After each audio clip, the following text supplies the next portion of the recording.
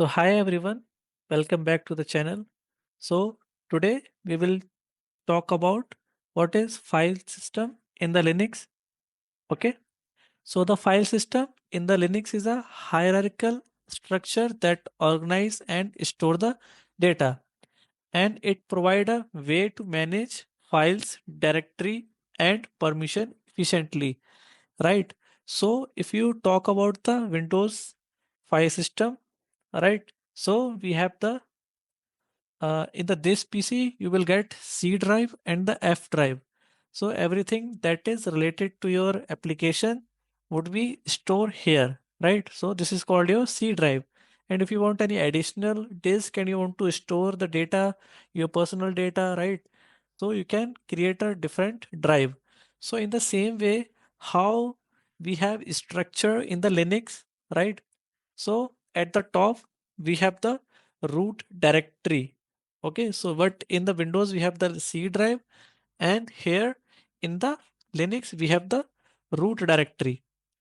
So under the root directory, we have some essential directories, that is system directories. So it would be automatically uh, created when we install any operating system, right? Then we have the user directory, that is called the home directory for any user. So let's say I'm creating any user, so it will have its own user directory. So let's go on the Linux machine and check how this hierarchy looks like, right? So currently I'm in my root directory. Okay, so you can see the hierarchy again. Let me show you. So you can see you will have first root directory, means this slash symbol.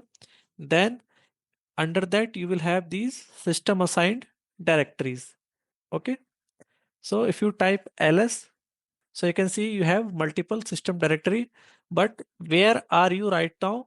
So you can check with a pwd, that means uh, print present working directory.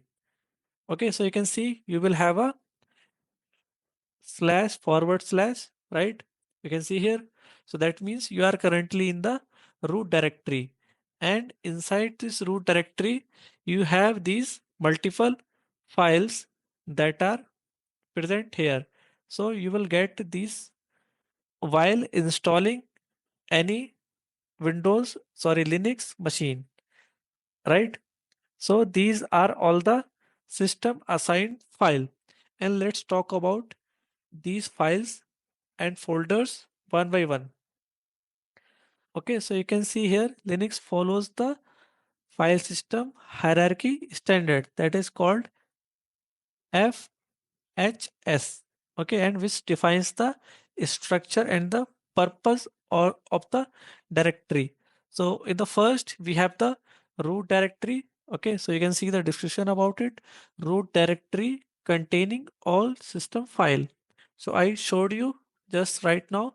First you have the root directory, and inside that root directory you have multiple system directory. So in the first place, we have the Win.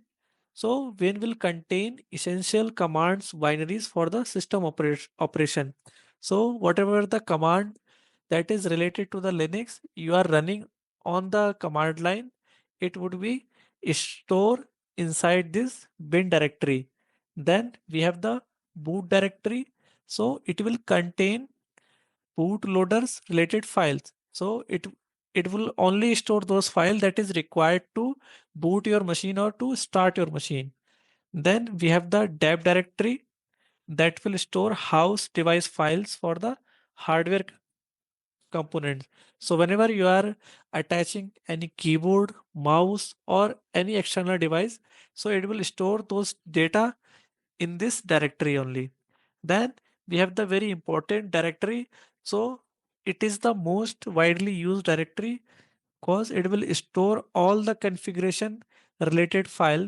So whenever you are working on the Linux, so you will get multiple chances to work in this directory only, because you need to install the application and you need to configure those application. So once you install anything, so it will create a configuration file that would be stored in the etc path only. Then we have the home directory. So it's a personal directory for individual user. So uh, if you are creating any kind of user, right, whether it is a system user or normal user, so it will have their own directories. Home directory it is called.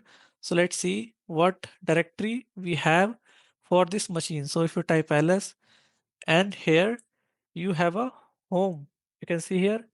Let me show you. So just a minute. So here you can see we have the home directory.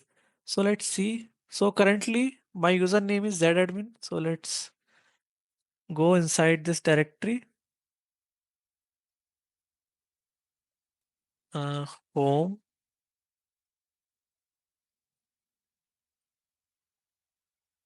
Just a minute. Let me delete. Okay. And type home. So you will get inside this, and if you type ls, so you can see the current user I'm using it zadmin. So it is the home directory of this zadmin. Let me get inside this directory. Okay, so if you type pwd, so you will see I am in the home directory, right? So this is called the home directory for individual user. So if you have any other user rather than the zadmin, so you will get home slash your username. Okay, so this is called the home directory for user. So let's go get back to the topic again. Then we have the lib directory. So it will have shared libraries required for the system operation. Then we have mnt directory.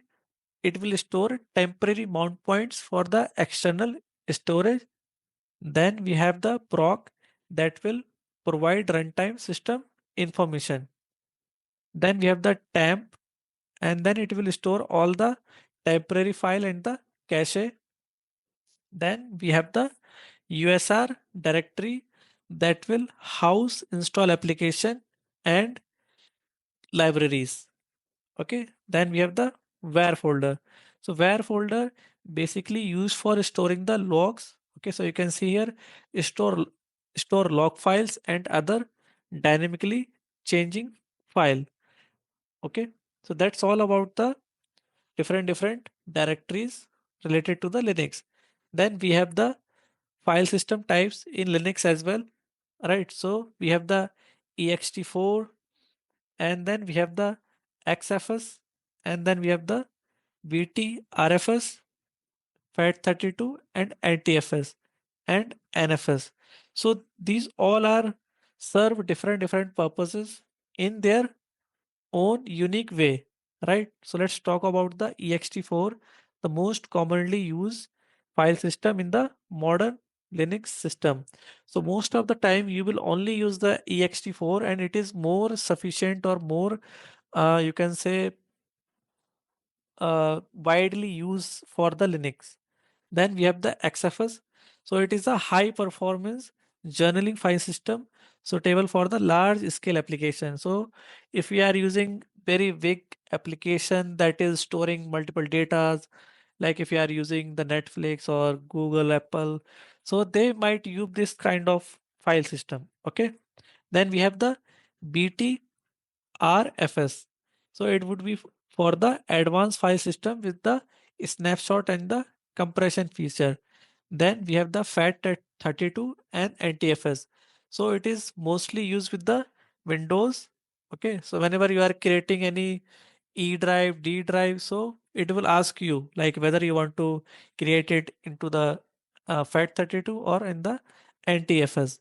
Then we have the NFS, that is your network file system for the remote storages.